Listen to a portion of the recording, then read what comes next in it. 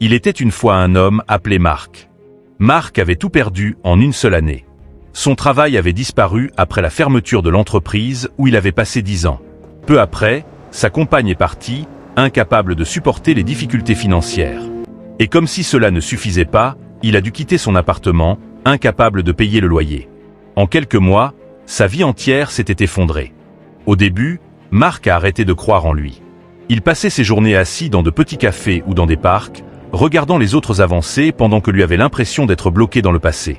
Il se disait souvent « À quoi bon essayer encore ?» Un soir, alors qu'il était sous un abri de bus, trempé par la pluie, il a vu un jeune garçon partager son sandwich avec un chien errant. Ce geste simple l'a marqué. Le garçon n'avait presque rien, mais il donnait quand même quelque chose. À ce moment-là, Marc a compris une chose. Ce n'est pas ce qu'on possède qui définit une personne, mais ce qu'elle choisit de faire malgré ses pertes.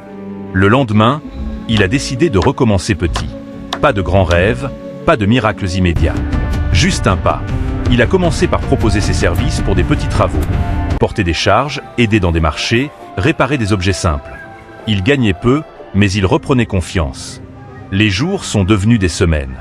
Les semaines sont devenues des mois. Marc a appris à se former en informatique dans une bibliothèque publique. Lentement, il a retrouvé un métier, puis un logement modeste. 1 an plus tard, il n'était pas redevenu riche, mais il avait retrouvé quelque chose de plus précieux, sa dignité et sa force intérieure.